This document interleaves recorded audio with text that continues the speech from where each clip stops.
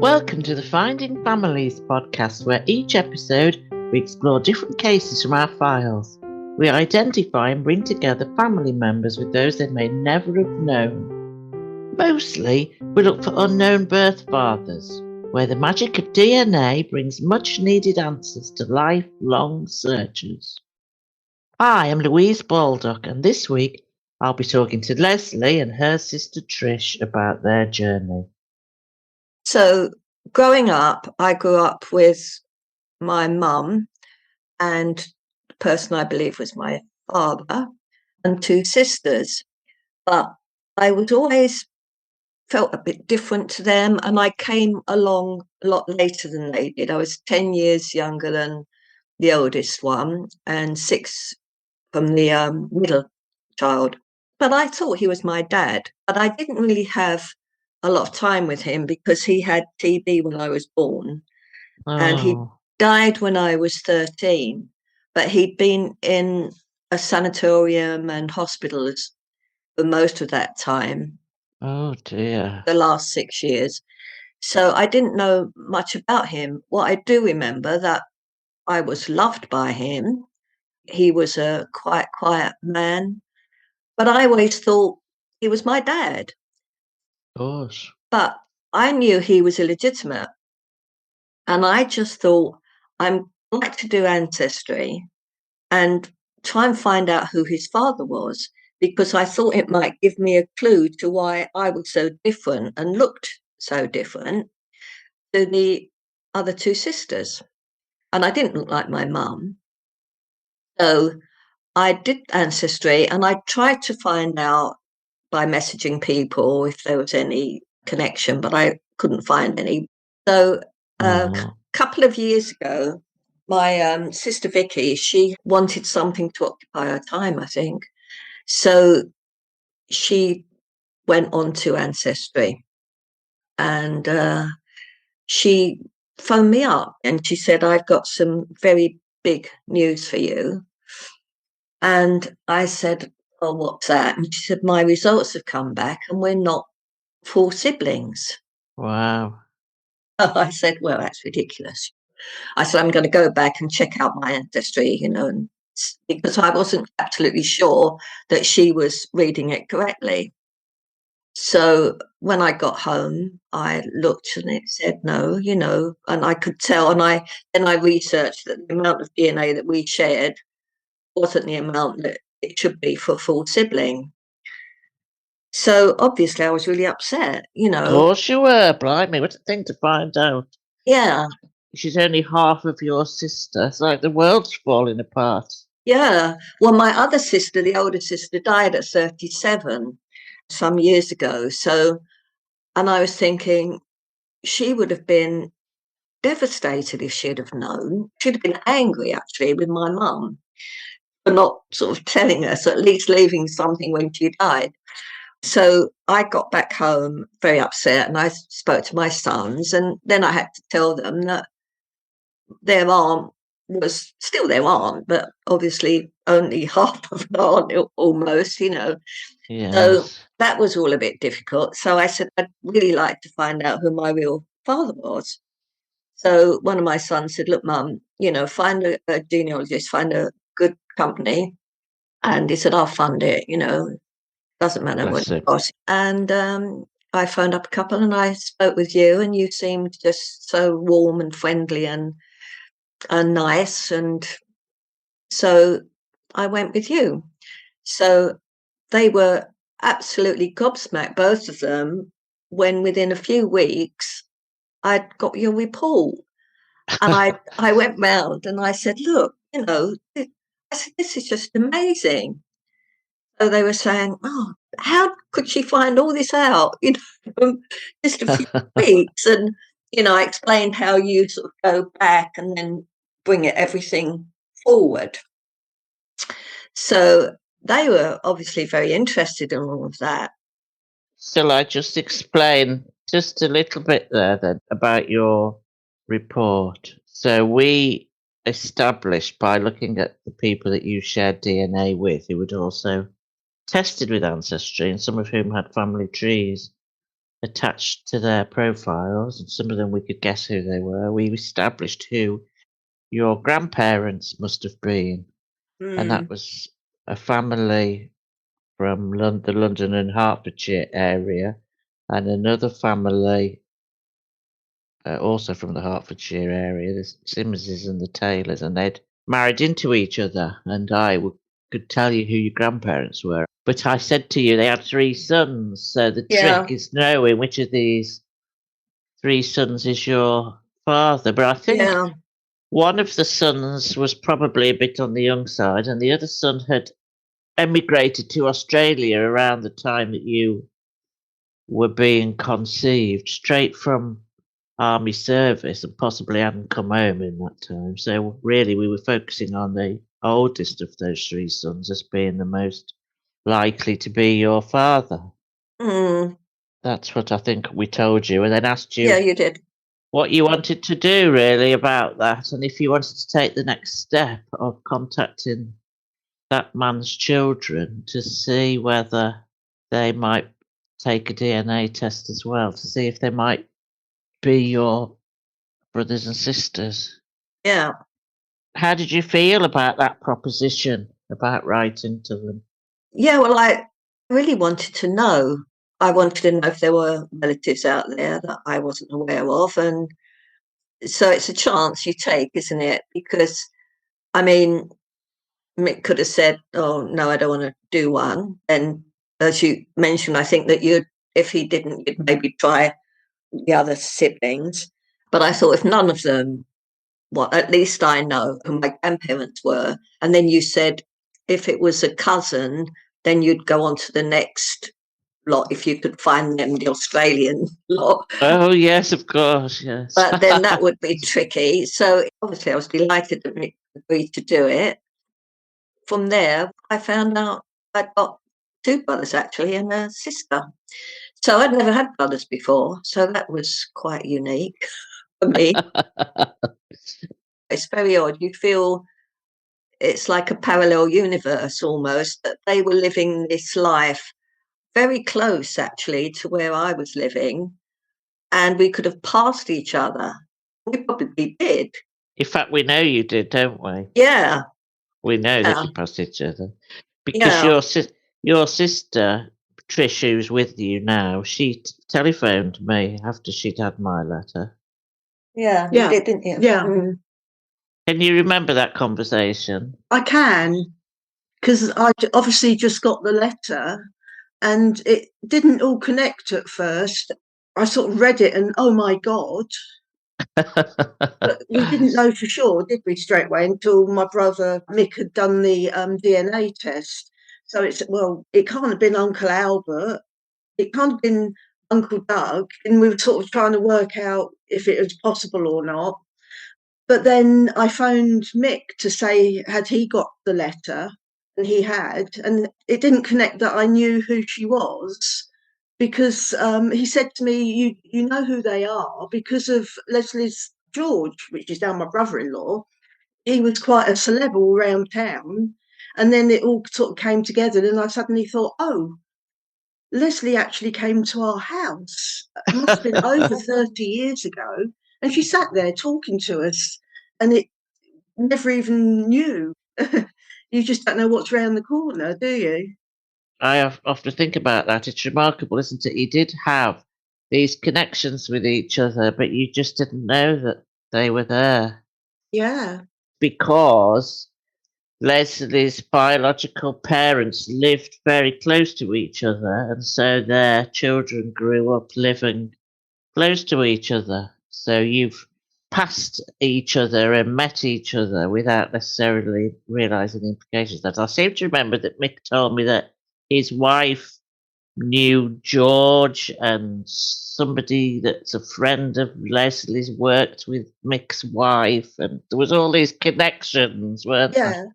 Yeah. Since finding out everything, there's so many connections because, I mean, I grew up in London and so did Mick and Pete for a while. But then our father was a railway worker and was sent to Hertfordshire to a place called Digswell, well in North.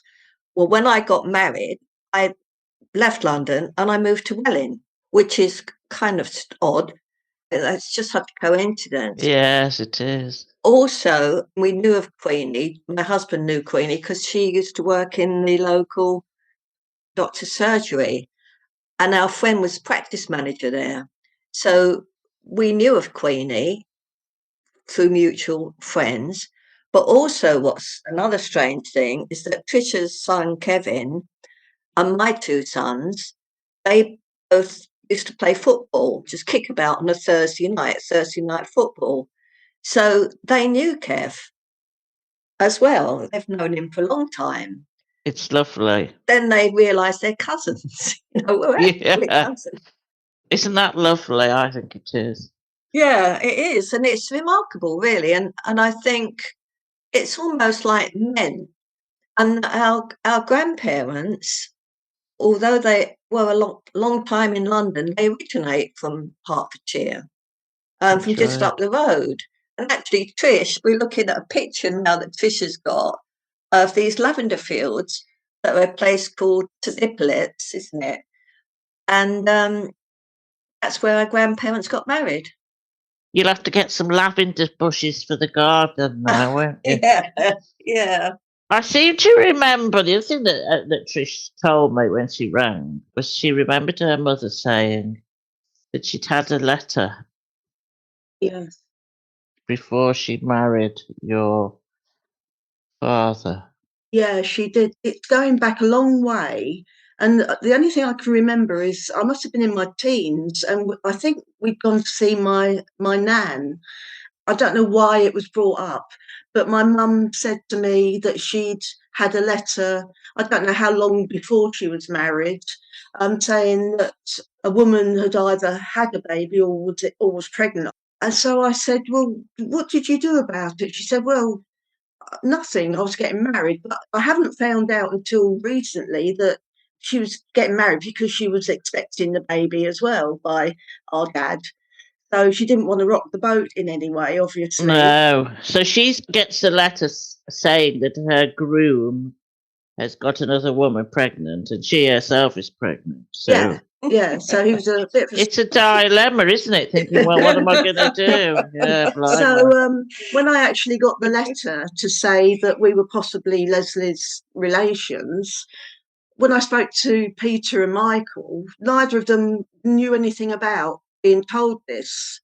Like, my mum died in a nursing home in the end, and Michael sort of said to me, well, are you sure it wasn't when she was in there and she was a bit delirious? So I said no, because over the years I've had conversations with people where you've talked about brothers or sisters, and I've said to people quite often over the years, actually I might have a half brother or sister running around somewhere because of what my mum told me. Yes. And I think your mum and dad got married just a few months after Lesley was born. So it makes sense that it was Yeah. her and not yet another child, but it Yeah. makes sense it was her, doesn't it? Well, strangely, Tisha, when we first met, she had a picture of our father with another woman, and he's in his army uniform, isn't he? And with this other woman, and they thought that it might be my mum, and I said, no, it's not my mum. And looking at the picture, it looked to me, because he was in full army uniform. It was obviously during the war, and I said that looks a bit like France to me. So we were all joking that there might be a Pierre or a Jean or a Marcel, knocking on our door. Oh, bonjour! It definitely wasn't my mum in the picture anyway. No, yeah. But then he obviously had a life before. Oh, Well, of course. Yeah. Of course. I mean, he was only in his 20s, wasn't he? So it was Yeah. a lot of babies that were born during the war or just after the war have subsequently discovered that their fathers were a different person to the person that they thought. I think it must have been a very, very difficult time for people to live through that we can't really imagine from this distance. No. People lived in fear all the time and they didn't know whether they would see each other again. Men went off for years at a time and You didn't really know if they would come back. And then there was this enormous movement of the population. People were shifted around all the time because maybe they were bombed out and had to go and live somewhere else, or they were evacuated, or they were sent off somewhere to work. And at the same time, the men were being shifted from one unit to another and overseas and back. They might meet somebody and start to make a bit of a relationship with them, and then they'd be shifted off again. So I think Yeah. it just was a time, really, when Mm. lots of babies were born who weren't entirely sure Yeah. Their or thought they parentage. would. Yeah. Yes, yeah. Although the war finished in 1945, the soldiers didn't come home straight away. No, they didn't. They didn't get them off for some of them quite a while afterwards. I think they had to take their pleasure when they could, didn't they? I think so. I think that's what's happened. But I think our father coming home from the war was probably quite traumatized, as most of them were. So I suppose, there was someone round the corner, wasn't there, that was available, shall we say? That nice lady round the corner whose Yeah, husband with the was two away in kids. hospital. Yeah. Yeah. So yeah, I just wish really my mother had left me, if she hadn't felt that able to tell me, because she obviously knew, because I'm sure she did write this letter. It's the sort of thing she would have done. When she died, she did leave an envelope with some instructions and things on her funeral and stuff.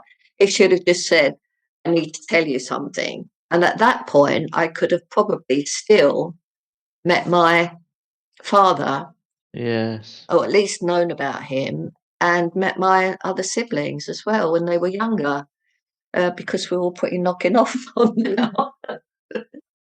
I wonder why she didn't shame, I suppose. I think shame plays such a big part in women's lives. I think she completely blocked it out. But looking back, she used to say things to me like, "You get your hair and skin colour," because I get quite dark in the summer, "from your dad." And I assumed she meant, my dad. But thinking back, because all the Simmons are quite, we've all got Olive-skinned and- all quite dark skinned in the summer and kind of certain look about us. And whether she meant that, because I don't know if I Yes. mentioned before, but when I was very, very young, I was only about 4.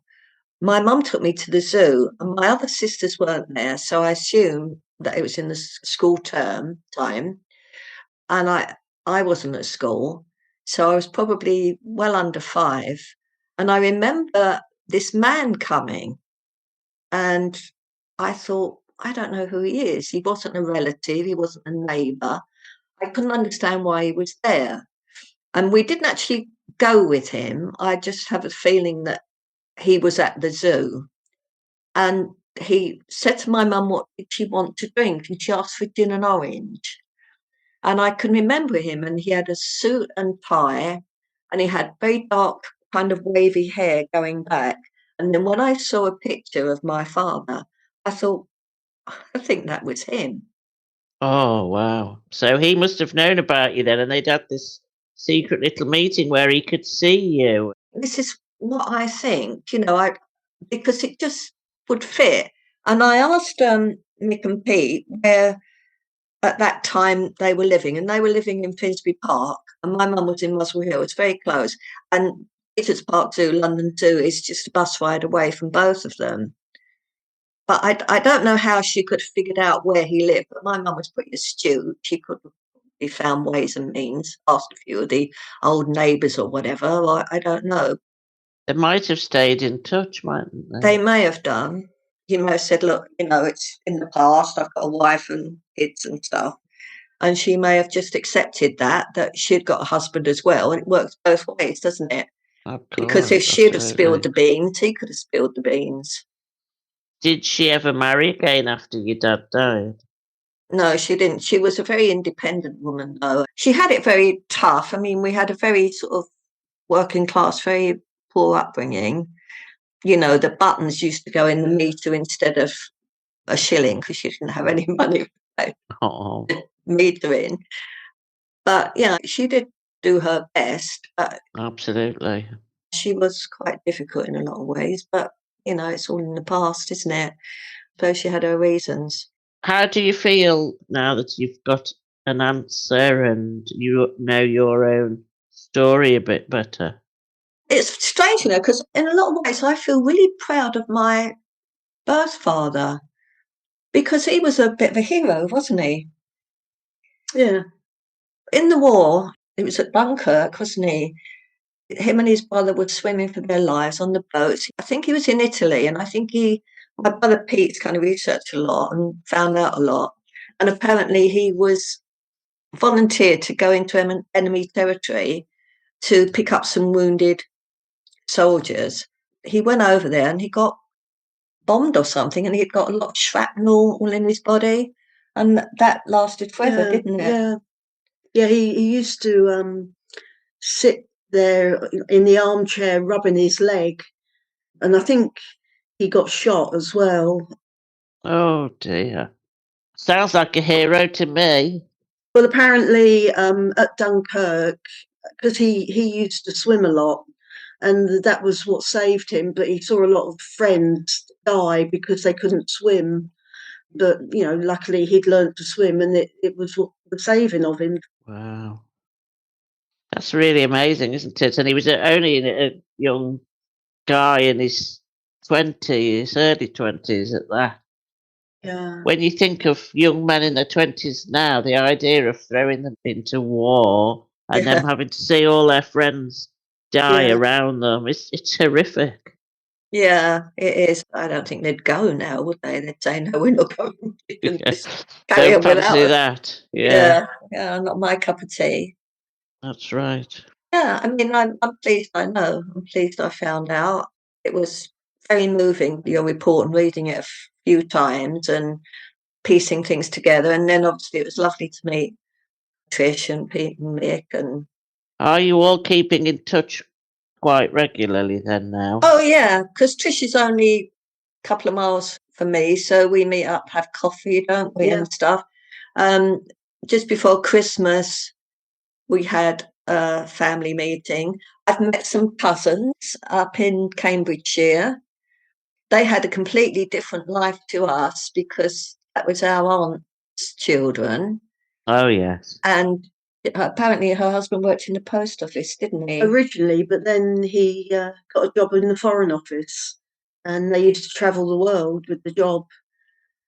I'm actually finding out a lot more about the family and our father than I knew before through this all coming about as well. Because our dad didn't really talk a lot, and I don't think my mum was that bothered. Because my mum and dad got divorced when I was 15, so it was a different relationship there. But yeah, things are coming out that I never knew. It is a shame, you're right. It is a shame that you couldn't have come to this sooner. You wouldn't have Yeah, been able to come to it through DNA much sooner because it's a relatively new yeah, science. Yeah, yeah, But if Leslie's mum had left a note saying, Fred's your father and this is where he was last living or something, she could have gone off and found you 20 years ago. yeah. yeah, Well, nearly 30 years ago, in fact. yeah. It is a shame, but at least we've found each other now. Absolutely. And it's good that we live near it. Some people you hear of finding relations that are right on the other side of the world and Absolutely, not yes. possible to meet up for one reason or another. So, we've got easy access to each other. I think Yeah, that's lovely. And Trish, you said to me that you did hope that Lesley would turn out to be your sister because you'd always wanted to have a sister. Yeah, well, growing up with two brothers, it sounded a good deal for me to have a sister. And I could have done with Oh. her a few years back. A happy ending, really, you think? Yeah. oh yeah, definitely. Once I got over the initial shock and everything, then yeah, it's been a happy ending, and I'm just really glad that, as I say, that I I got to find out the truth of my birth and what a woman my mother was. And we're really glad that we could help you to do that. Yeah, well, that was wonderful. Yeah, thank you. When people get in touch with us like you did, you know, there's a kind of a burning need really that people have to get answers. And some people say to me, I've been trying to work this out on my own for years and getting nowhere. And Yeah. I think sometimes it can take a bit longer, but we pretty much always do get a solution. And I just wish more people would come and get their answers, you know, and not struggle on their own. Yeah, because I'm a great believer when you go to professionals for anything. If you want your house decorated, go and get a professional to do it. So I think professional genealogists such as yourself, you've got all the tools, the equipment, the knowledge, the experience of finding people's truths rather than like I was initially, trying to find out who my grandfather was. And I was looking down the wrong avenues because he wasn't even my father. So, that would be a bit of a stumbling block. Yeah. Although if your sister ever wants to know, we could do the job for her instead. Is there anything either of you wanted to say or thought you might say that you didn't get the chance to say? Trish? Just really pleased that we found each other, I think. Yeah. I just find it's strange because, I mean, when I see Trish and especially Pete, not so much Mick, I think Mick takes more after your mum in looks, doesn't he? But we do look really alike. And for me, that's great. And I look really like my father. I mean, when I first met Pete, Trish was there as well. And I walked into our local pub and he was there and he was quite quiet and he was chatting, but he was quite quiet. When I got home, he texted me and he said, "Oh, I might have seemed a bit quiet." He said, "Because when you walked in," he said, "I was absolutely gobsmacked." He said, "Because you looked just like Dad. You look more like Dad than any of us." He said, "And I couldn't remember it." He said, "So you're definitely a Simmons." And Trish says, "You're definitely ours, one of ours." So, yeah. When Lesley came with me and my husband to our cousins in Cambridgeshire in the summer, because it was her sister's 50th wedding anniversary and she was holding it there. And when Lesley walked in, I said to one of the cousins, she'd got a photo of our grandmother, and I said, "Oh, she looks like her, doesn't she?" She goes, "Well, she's got the nose."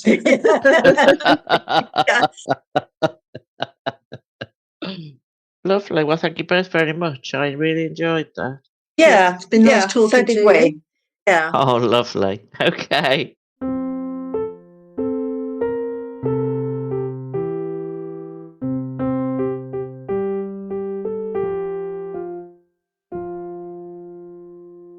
This has been a Finding Families production with music from Lisa Hoyle.